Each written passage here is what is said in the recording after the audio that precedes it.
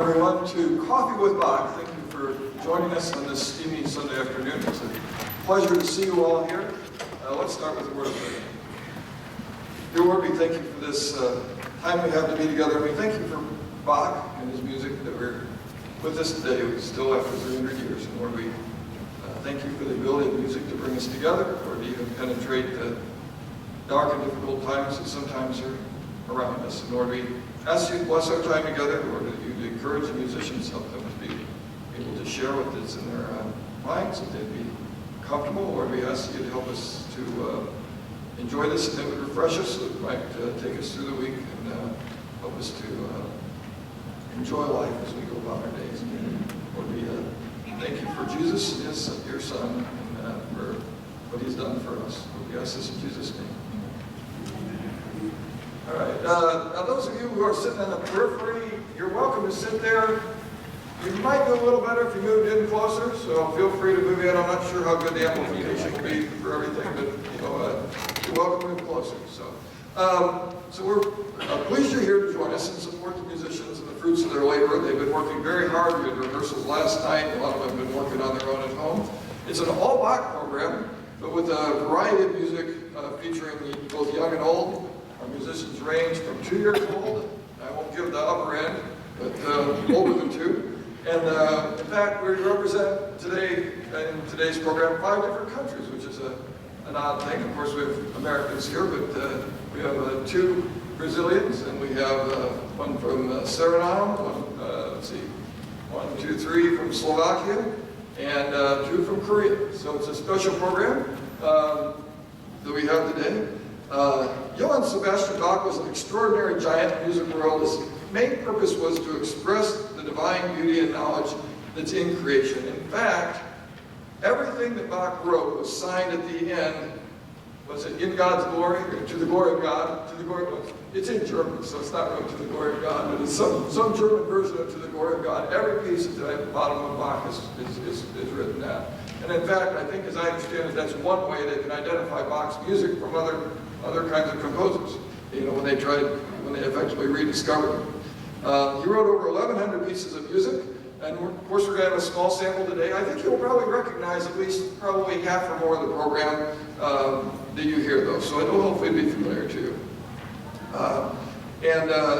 So let's think about Bach's music. Some of you might have impressions in your mind. And so, for example, some of you might think of Toccata and Fugue in D minor, the big organ piece, right? The one goes da-da-da, ba-da-da-da. You don't hear the Halloween one. You might think of that, or you might think of the harpsichord, right? He wrote a lot of things from harpsichord. You might think of cantatas. He wrote these big oratorios. Maybe you've heard of the Mass in D minor, those kinds of things. But the truth is, Bach was extremely versatile. He wrote for almost every instrument. And not only that, he repurposed his music depending on what kind of musicians he had, what skills they had, how experienced they were. He was constantly rewriting, redoing things. And one of his things that's most popular, actually to this day, is the cello suites from Bach. Now, we're going to start the program with the cello suite. It was written as one of 6 suites, and they're basically based on dances. So I don't, as I understand it, I don't think they would have had dancers dancing to these, but the music is inspired by dances of the time. And there's 6 of them, and Yo-Yo Ma performs them all the time till still today, and they're probably the most popular solo piece you'll hear from cellists if you were to go to a concert hall to this day, are these Bach ones. Now, Tanya Wilkins is going to be playing one, and as she comes up and gets ready, I'm going to give you a little listening tip or 2. I've been listening to them at home, so I know what to advise you what to listen for. This piece is written, the interesting part about these is they're written to represent several instruments or several parts, right? If you had a little chamber orchestra, you might have a violin and a cello or whatever. So if you want to close your eyes, please don't nap, but close your eyes and see if you can't hear like 2 or 3 instruments in the part coming out. And in fact, that's one of the challenges of playing this. So I hope you enjoy it. She'll be performing Suite Number 1 in G major. There's actually 6 parts of Suite Number 1. She'll be performing 4 of them.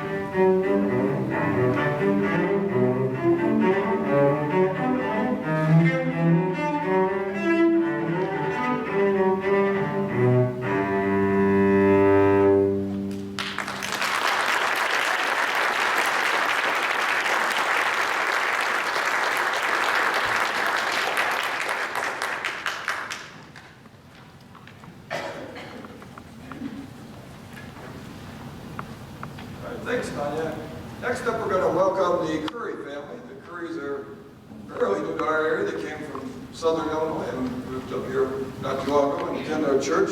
And Rebecca will be joining us also later in the program in several contexts. But we're going to start, or we're going to next have a special piece. Bach was an avid performer as an organist and violinist, of course, in addition to being a composer. But he surely had to start with beginning lessons just like the rest of us.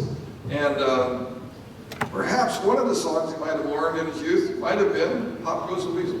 So here performing today for us are Aurora, Lexi, and Rebecca Curry on Pop Goes the Weasel.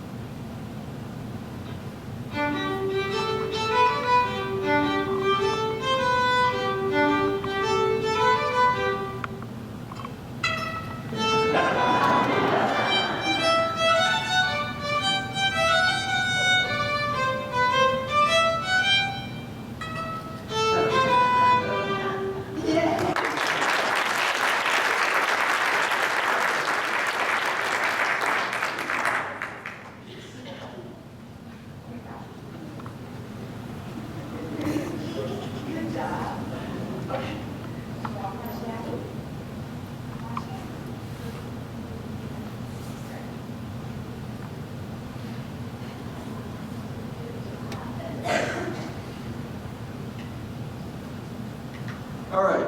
Now, that's the first, I think that's one of the first things you do at the Suzuki lessons, right? Yeah. And there you go. So that's where you start. Now, I venture to say that Bach might likely also have learned Twinkle, Twinkle, Little Star. It was already a well-known French tune at the time, and in fact, Amadeus Mozart wrote several variations on Twinkle, Twinkle, Little Star as part of his early composing. So the present lyrics came into being in 1806. They were written by an English woman named Jane Taylor. Can you picture little Bach playing it? Maybe so. Here it is being performed by Annalise with the variation A, and then after that performed by Sarah Wilkin and Tanya Wilkin together.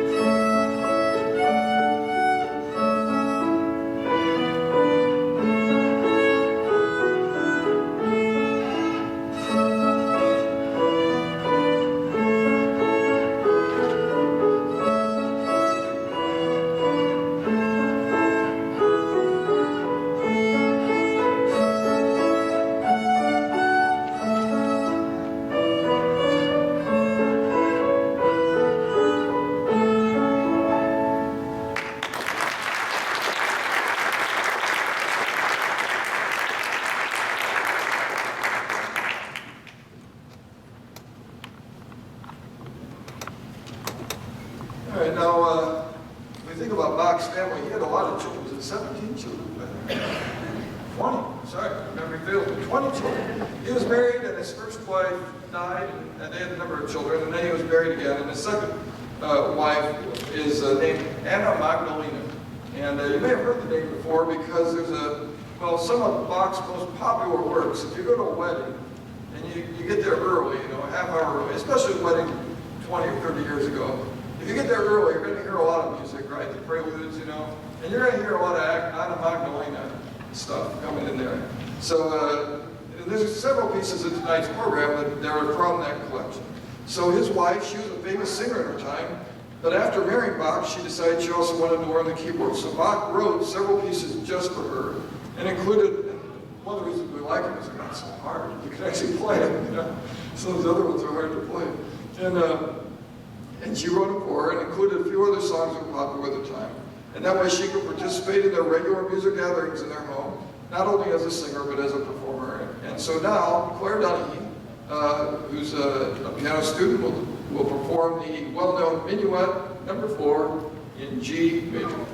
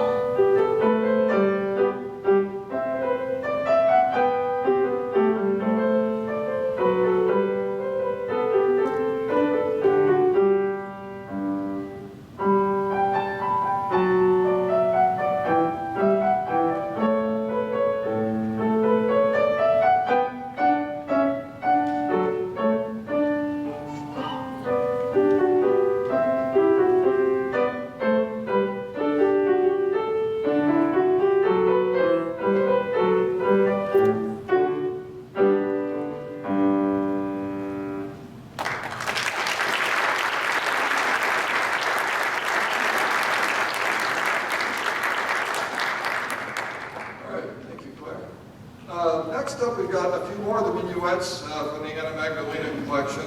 This time, Tanya and Rebecca are going to perform those. And while they're getting up there, this wasn't in the script, but I'll tell you that Claire is Tanya's piano student and her only piano student. And Tanya's trying to think of a way to get usually you have a recital or something, but since she's only one student. But she also is thinking, it's not really, it doesn't exactly make sense. We expect our children sometimes to do a lot of music, right? We want them to be in band in school or choir. But then as adults, oftentimes we actually don't do much performing once we leave high school. So she got the idea, Claire was a catalyst for that, and so we're so happy Claire could play for us today. But that was a catalyst to think that us adults should be able to do something as well with it. So that was how we got to this point.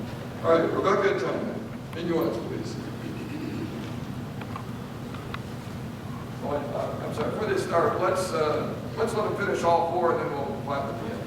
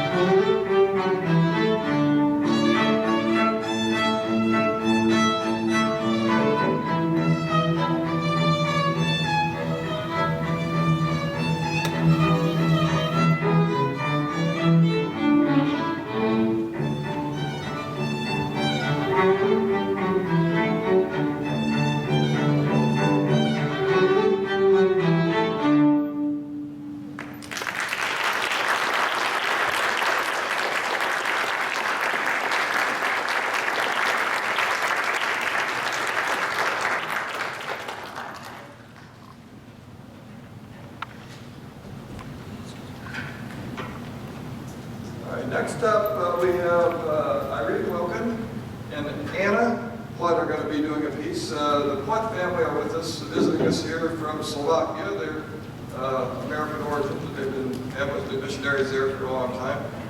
Anna's just going to be starting at Wheaton College in days, I guess, shortly this week, and she'll be minoring in flute performance, taking lessons and so on. And they're going to be doing Ave Maria. So, you know, countless pieces have been written about Mary, the mother of Jesus, in honor of her being such a blessed woman that God chose her to bear His Son, our Savior. And so this piece we're about to hear was arranged by the French Romantic composer Charles Gounod. Did I say that right? Gounod. There you go. Gounod. And you all know it. You've heard it before. Now, the piece is interesting, and you may or may, you probably know this, but may not have really thought about it or realized it. But what he did is he superimposed the Ave Maria melody that he created over a very slightly modified version of Bach's Prelude No. 1 in C major. So sometimes you hear the Bach piece done by itself, especially kind of wedding preludes, for example. And sometimes you hear it done with the Ave Maria melody on top. So this piece will be performed by Anna and Irene.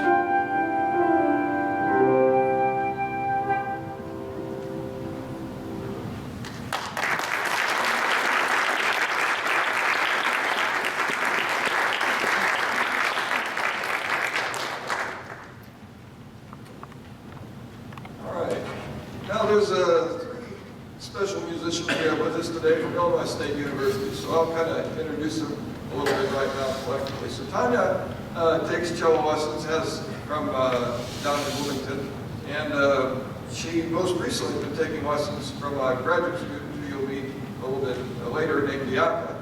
And through Bianca, her accompanist, when she plays a recital, is a pianist named Stephanie, who's also with us today. Now, Stephanie has a new roommate this year. New this year, right? Yes. Just here. Yoon Cho is, and Stephanie and Yoon are both originally from Korea, but have been here in the United States for several years now. And we're just so pleased to have such fine performers here with us today and to bless us with their talents. And so Yoon's, a really very proficient violin. The piece we're going to hear is might be a little like the one Tanya opened with in the cello. It's a solo for the strings, no accompaniment, and you have to use your imagination. And if you do, you might actually hear multiple parts in the part. If we think about Bach, in addition to harpsichord and so on, he was an accomplished violinist from a very young age. His parents were musicians as well, or his father. So it's not much of a surprise that he did write for the violin alone.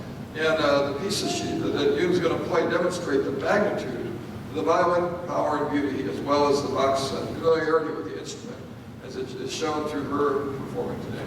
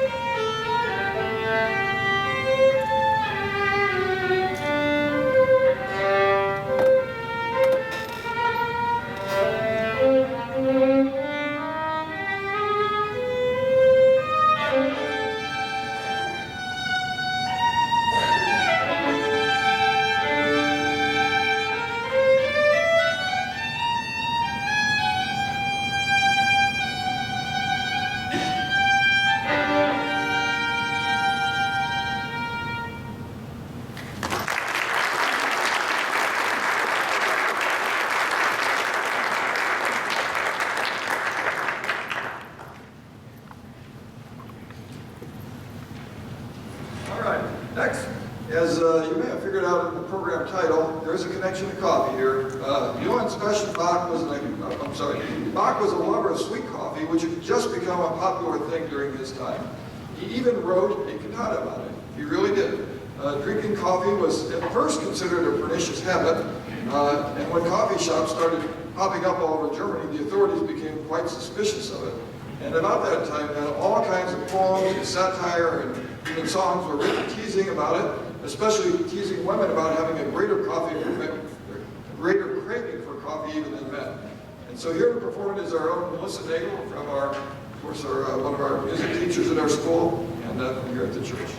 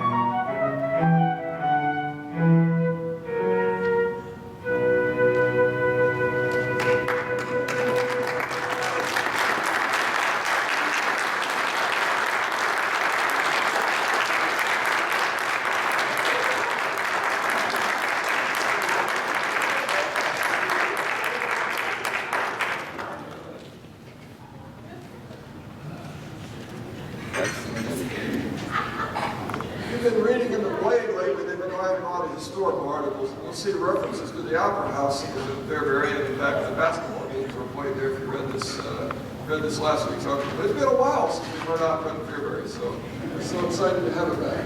So, all right.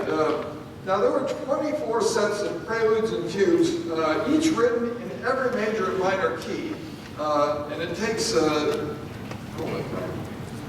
reading. Am I reading right? I am. Yes. Yes. It takes years of practicing "Twinkle Twinkle Little Star" and "Anna Magdalena" books to perform such pieces. And this piece we're about to hear now was composed in 1722. And Stephanie Ahn, who's just with us at the piano, will continue. And she's going to perform this almost 300-year-old piece that Bach wrote when he was 37 years old.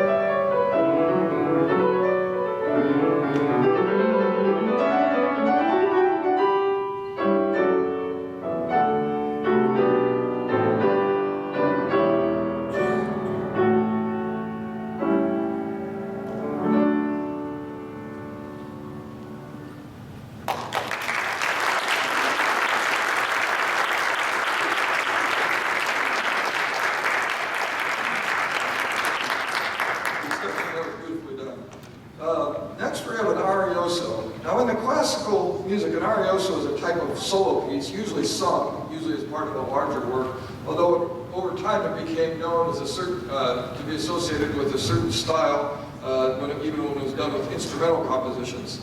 The famous arioso we're going to hear was composed as part of a cantata. It was intended to be sung on the third Sunday after Epiphany. Now, it is worth noting that in Bach's time, Bach would not have probably scored it for a trombone, but today we're going to have Mr. Hall. He's across the parking lot from the high school over there. He's the band leader at our very central. He's across the parking lot, going to join us and be soloing on the trombone arioso together with our string ensemble.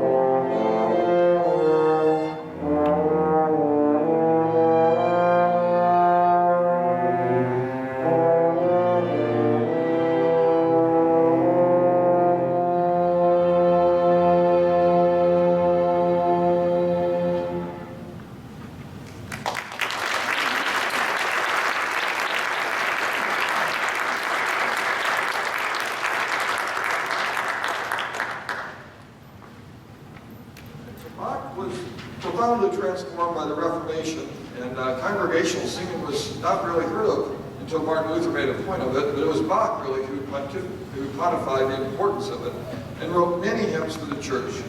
He devoted himself to writing music as an act of prayer. Here's a man whose pursuit of the art of music was solely for the portrayal of the beauty of life and God's love. His main purpose was to express the divine beauty and knowledge in creation. And everything he noted and he wrote was explicitly designated to the glory of God. "O Sacred Head Now Wounded" is a hymn that actually existed prior to his time, but he arranged and made into a hymn. It's an air hymnody. I'm sure most of you probably know it. It's often sung during Lent. And Tanya made an arrangement here that you can hear that was arranged for strings.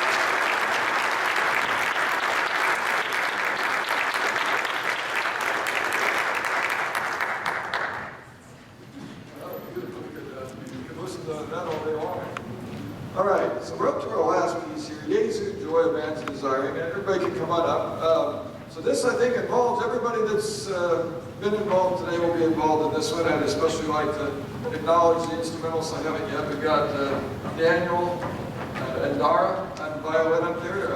Anna was performing for us earlier with their siblings, sibling and father. And then coming up, we're going to have, we're going to have a flute.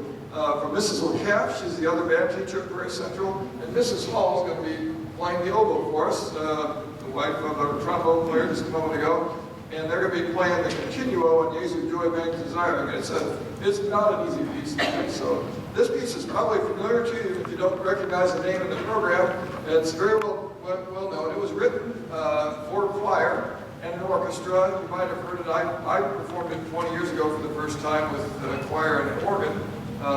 And so it's a well-known piece. And so we're excited to put it together. I want to thank all the choir people from various places, the church here, but also other places that have joined us.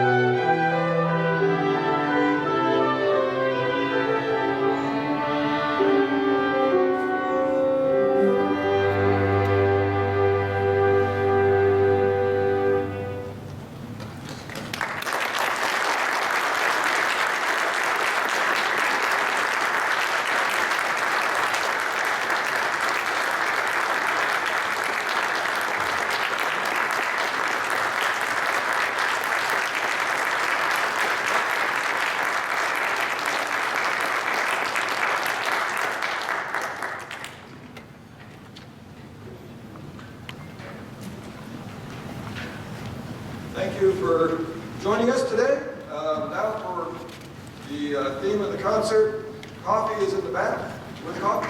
Please come join us in the hall outside. Thanks again.